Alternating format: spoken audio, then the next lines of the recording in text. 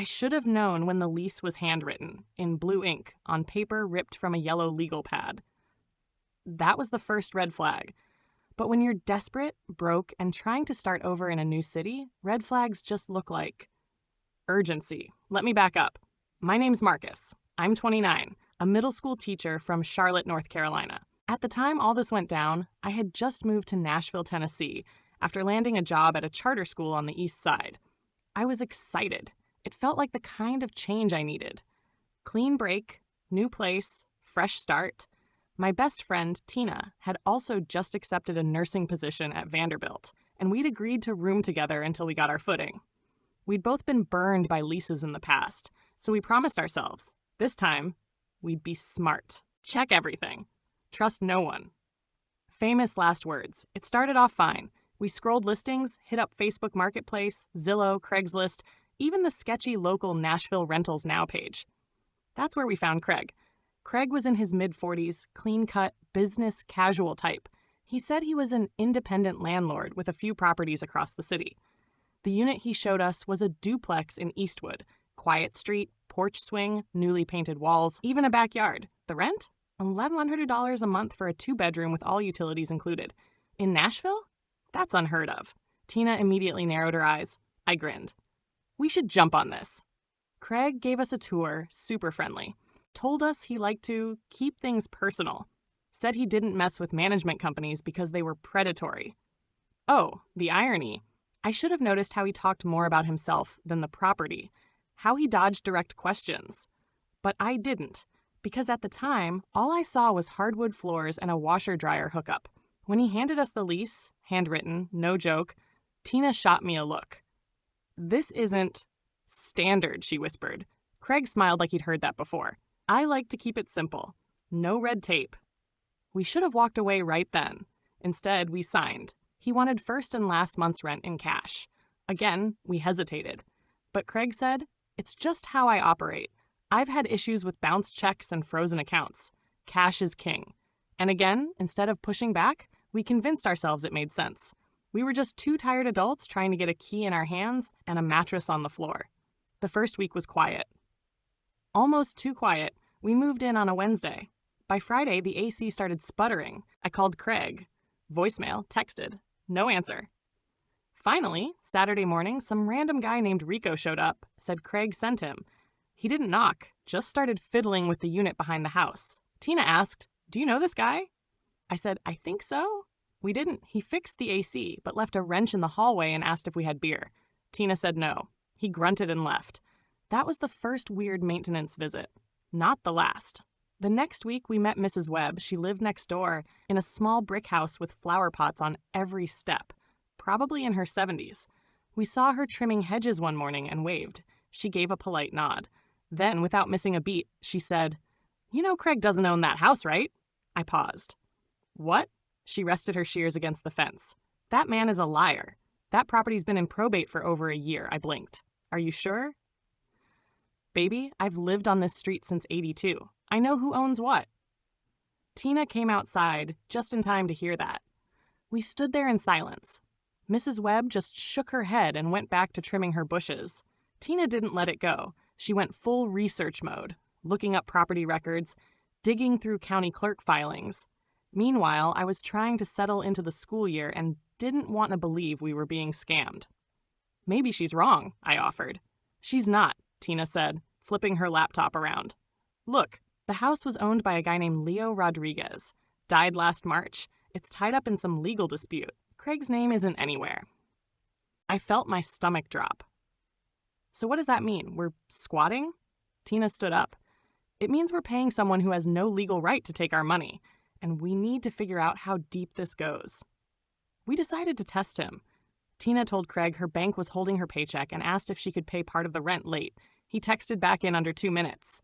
No problem. Just bring cash by Wednesday. Don't forget.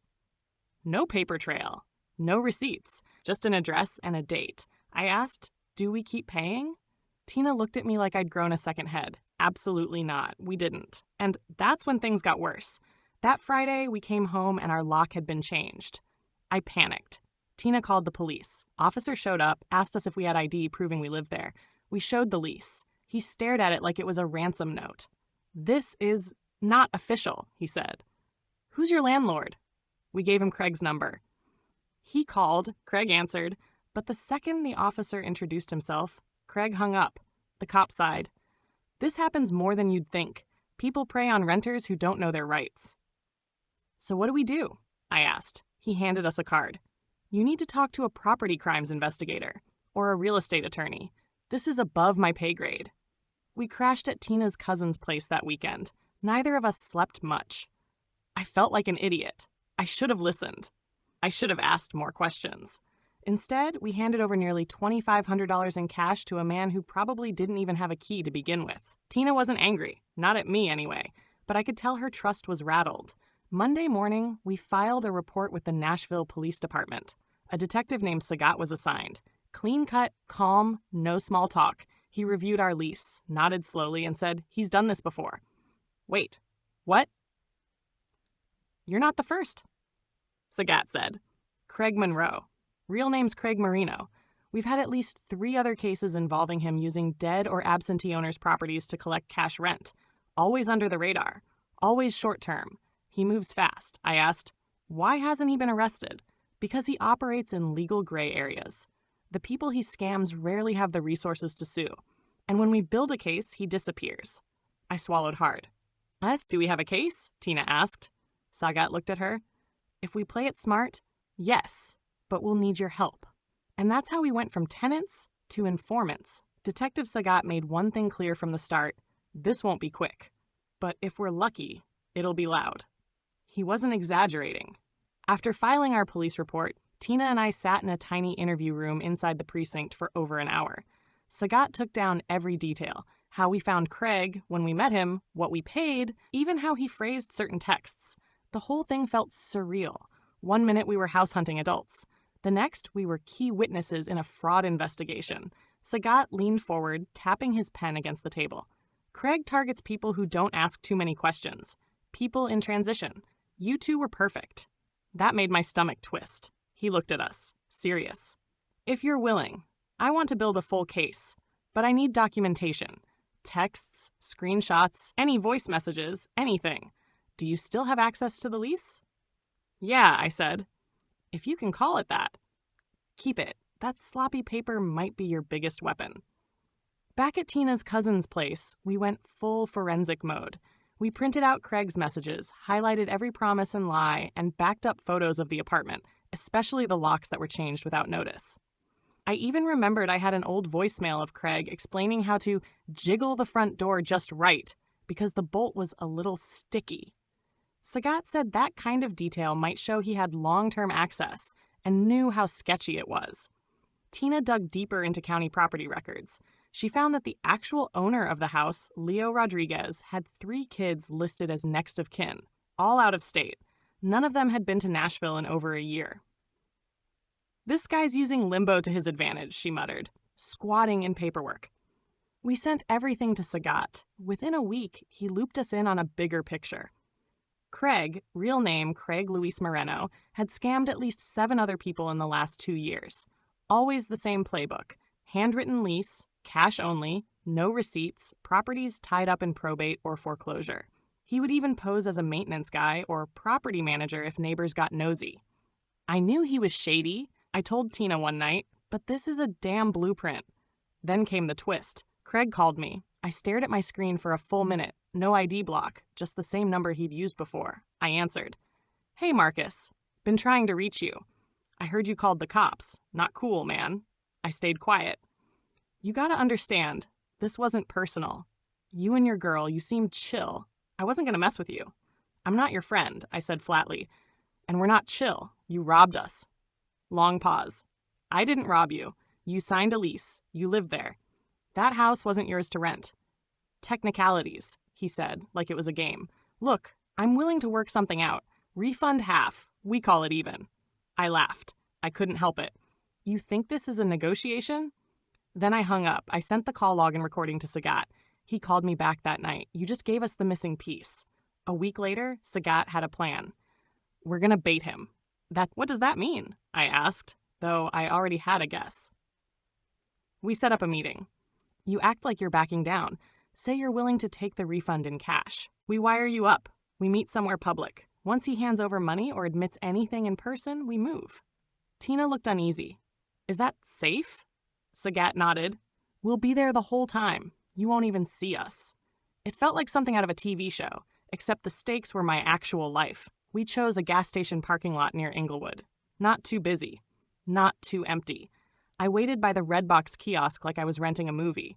Tiny mic taped under my hoodie. Earpiece in my right ear with Sagat's low voice keeping me steady. He's on his way.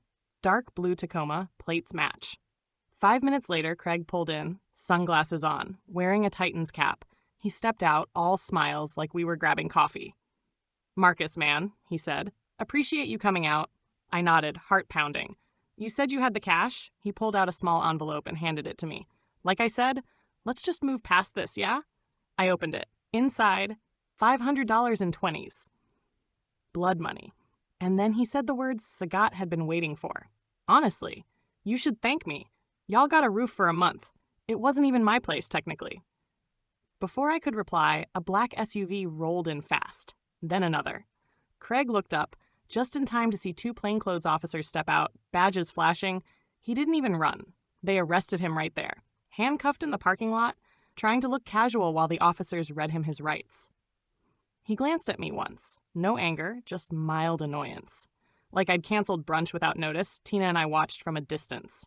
She whispered, "Holy crap, that actually worked." It did, at least for now. Sagat later told us Craig was facing charges for fraud, false representation, and illegally collecting rent from properties he didn't own. Would it stick? Maybe.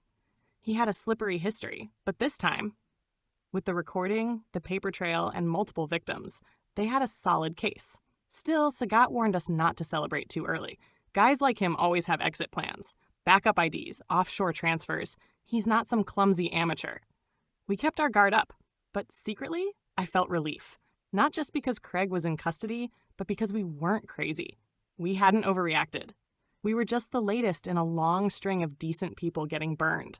Then came another surprise. A woman named Denise reached out to Tina on Facebook. Said she'd lived in the same house a year earlier, same scam. She'd paid rent to Craig for 4 months before realizing he wasn't the owner. By the time she tried to fight back, he was already gone. No forwarding address, no refund. Just a long paper trail of text excuses and broken promises. "He told me he was trying to buy the property," she wrote. "Said he was in the middle of escrow and just needed tenants to cover overhead.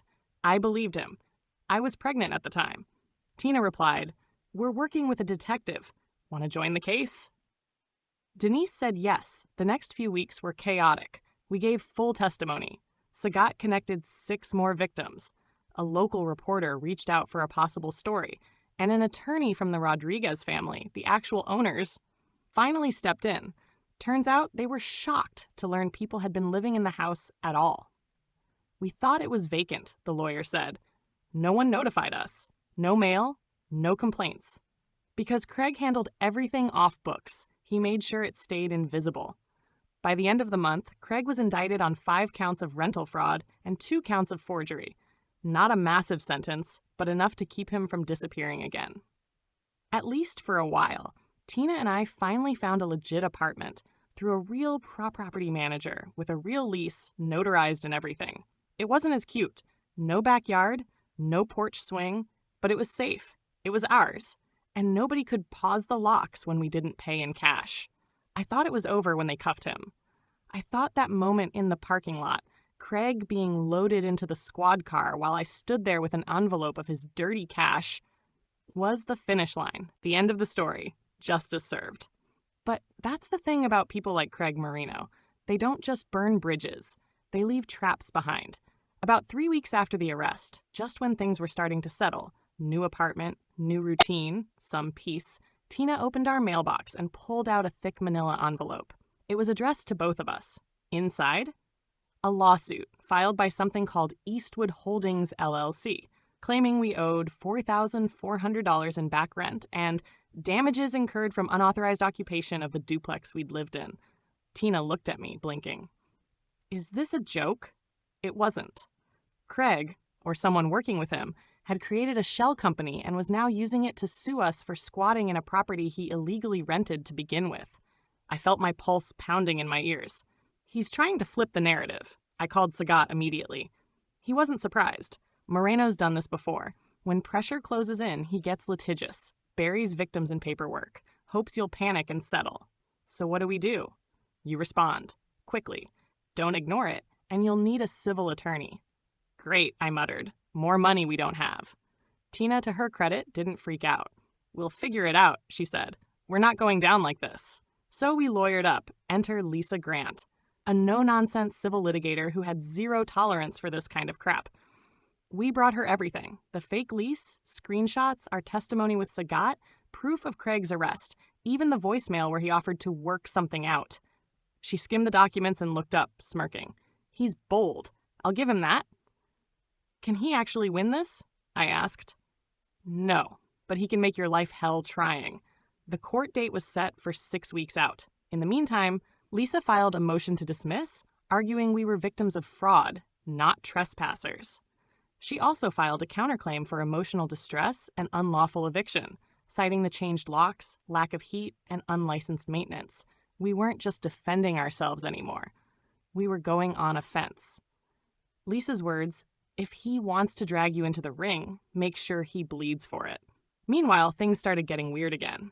We'd see unmarked cars idling outside our apartment. Someone left a handwritten note on Tina's windshield. It's not too late to make this right. Another night, I came home to find our doormat soaked in something that smelled like gasoline. No fire, just a message. I called Sagat. He sent someone to check the footage from nearby security cams. It's intimidation, he said. Textbook scare tactics. You're rattling someone who doesn't like being out of control. And then he said something I didn't expect. You're close to tipping this. The turning point came during the deposition. Craig didn't show. But the lawyer representing Eastwood Holdings LLC did. Some smug guy in a cheap suit who kept referring to us as the occupants. Lisa didn't play games. Let's cut the crap, she said. Your client doesn't own the property. He forged a lease, collected illegal rent, and is currently under investigation. Do you really want to move forward with this? The guy barely blinked. My client insists these matters are unrelated. Then your client's going to lose. Loudly. Publicly. We left that day with the sense that something had shifted. Lisa leaned over as we walked out. He's bluffing. He's hoping to scare you into silence. Don't flinch. And we didn't. But Craig did. 2 weeks before the court date, Eastwood Holdings LLC withdrew the lawsuit. No apology. No settlement offer. Just a quiet dismissal. But we weren't done.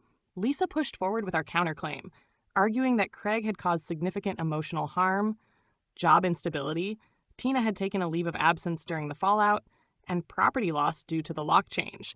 It wasn't about money anymore. It was about taking something back. The case went to mediation. Craig showed up this time. Thinner, sweatier, not quite the polished guy who gave us the tour months ago. He wouldn't look us in the eye. His lawyer opened with, "My client is willing to offer $1,000 as a gesture of goodwill." Lisa didn't even respond. She slid our evidence packet across the table. Fake lease, voicemails, texts, photos, and the police report with Craig's name spelled out in bold. The mediator looked at him. "Mr. Moreno, this is serious. Are you sure you want to proceed?" Craig leaned back in his chair and muttered something I'll never forget. They were supposed to be easy. He settled. $7,500, paid in full. No gag order, no non-disclosure. He just wanted it over. Tina and I walked out of that office lighter, not because the money fixed everything, it didn't, but because we'd won. We dragged a scammer into the daylight and made him pay for what he did, not just to us, but to everyone before us too. A week later, I got a letter from Mrs. Webbot. She'd heard through the grapevine that we were the reason Craig finally got nailed. Inside the envelope was a handwritten card that said, "Some people wait for heroes. Some folks just become one. Proud of you both." I still have that card. They say closure feels like peace, but peace is quiet, and quiet can be unsettling. After the court settlement, after the refund check cleared, after the emails from Craig's lawyer stopped, Tina and I didn't celebrate. We didn't go out for dinner. We didn't high-five in the living room like we were the underdog heroes in a movie. We just sat on a borrowed couch in a third-floor apartment that smelled like new carpet and someone else's regrets, and we stared at the walls, wondering what the hell had just happened. We stayed in that apartment for 3 more months, not because we wanted to, but because we were afraid to move again. Every listing felt like a trap. Every smiling landlord looked like a mask. Every cozy rental ad read like a setup. I became obsessed with checking property records. Tina refused to sign anything without getting it notarized. We called attorneys before even touring places. It was exhausting. One night, while brushing her teeth, she turned to me and said, "I don't think I'll ever feel safe in someone else's house again." That hit me hard, because I didn't either. We didn't fight much during that time, which, in hindsight, was weird. But I think we were both too tired to fight, too focused on surviving, too locked in the same stunned daze to blame each other for the fallout. Still, something had shifted. We weren't the couple who laughed through frozen pizza nights anymore. We weren't the team that made IKEA furniture assembly a bonding activity. We were 2 people in the same lifeboat, staring at different horizons. I started seeing a therapist, Dr. Amin, through work. I told him everything. The fake lease, the gaslighting, the paranoia, how it made me feel like a fool, like I let Tina down, like I let myself down. He listened, nodding quietly. Then one day he said, "You know, what happened to you isn't just financial fraud. It's trauma." I blinked. "But I'm not having nightmares or anything." "You don't need nightmares to carry trauma," he said. "Sometimes it lives in your habits, in the way you double-check locks or triple-check a lease." That line stuck with me. Trauma lives in your habits. Tina started therapy too. Separate counselor, but same story. I'd come home and find her journaling in silence. She'd go on long walks without her phone. I didn't push her. She didn't push me. And slowly space opened between us. Not distance, just breathing room. One night she said, "Do you ever wonder what we'd be like if none of that happened?" "Yeah," I said, "but wondering doesn't fix it," she nodded. Still, I missed the version of us from before. I didn't say it out loud, but I wasn't sure that version of us ever really existed. Not fully. We were optimistic renters. Not homeowners. Not secure. Not really. The turning point came on a Tuesday. I was at work, dragging through my inbox when Sagat called. "Moreno took a plea," he said. "For the fake leases?" "Yep. 3 counts of real estate fraud. 2 years probation, restitution to 8 victims, including you." "What about jail time?" "Suspended sentence," Sagat said. "Typical white-collar deal. But it's on his record. He's done in this city." I hung up and stared out the window for a long time. Then I texted Tina. "He's out. Officially. Done." She responded 3 dots at a time. "Good. Can we go look at houses this weekend?" That Saturday, we drove 2 towns over and toured a tiny blue house with a sagging porch and chipped paint. It was nothing special. But it was for sale, not rent, and it was within our budget. The agent was a middle-aged woman named Marcy who handed us a flyer and said, "No pressure, just take your time." And for the first time in over a year, we believed her. We walked through the creaky hallways like explorers, not suspects. No cameras, no fake contracts. Just a floor that groaned when you stepped on it, and a water heater older than us. Tina ran her fingers across the kitchen counter and said, "I don't need a dream house. I just need our house." I nodded. "Let's make an offer." The offer was accepted 2 days later. We closed 6 weeks after that. There was no party, no balloons or big keys, just 2 exhausted people signing documents until their wrists cramped. But when we stood outside that little blue house, keys in hand, Tina turned to me and said, "I think I can breathe again." And I said, "Yeah, me too." We painted the porch first, then the bedroom. We fixed the creaky floorboards, planted a tree out back, and started building something we hadn't had in a long time. Control. Not the illusion of it, not the fake kind you get from someone else's rules. Real control. Over our space, over our time, over our future. One night, months later, we had Sagat over for dinner. He brought a bottle of wine and a gift, a framed copy of the first page of our dismissed lawsuit, with "case closed" stamped in red across the top. We laughed, we toasted, we sat on our not-so-borrowed couch and talked like friends instead of victims. Before he left, Sagat said, "You know, most people don't fight back. They move on, quietly. You 2 didn't." Tina smiled. "We were too angry to be quiet." I said, "We were too tired to be afraid." That night, I couldn't sleep. I walked into the living room, stood barefoot on the new hardwood floors, and looked around. There were still boxes we hadn't unpacked, still paint cans in the closet, still cracks to fill and light bulbs to replace. But it was ours. Not rented, not borrowed, not promised. Ours. If you're listening to this thinking, that couldn't happen to me, I hope you're right. But let me tell you, scams don't always come from strangers in emails. Sometimes they come from a guy with a clipboard and a smile, a man who shakes your hand and calls you boss, a lease that looks real enough. Scams hide in trust, and trust is hard to get back once it's stolen. I'm not angry anymore. I'm grateful. Not for the scam, but for what came after it. For Tina, who never blamed me when she could have. For Sagat, who believed us when others didn't. For Lisa, who made a con artist flinch. For the blue house, chipped paint and all. And for the reminder that home isn't just where you live, it's where you're free. Thank you for listening. If you enjoyed, please like, share, and subscribe for more content. If you want to share your stories, please comment below. Additionally, what is your opinion on the poster's decision?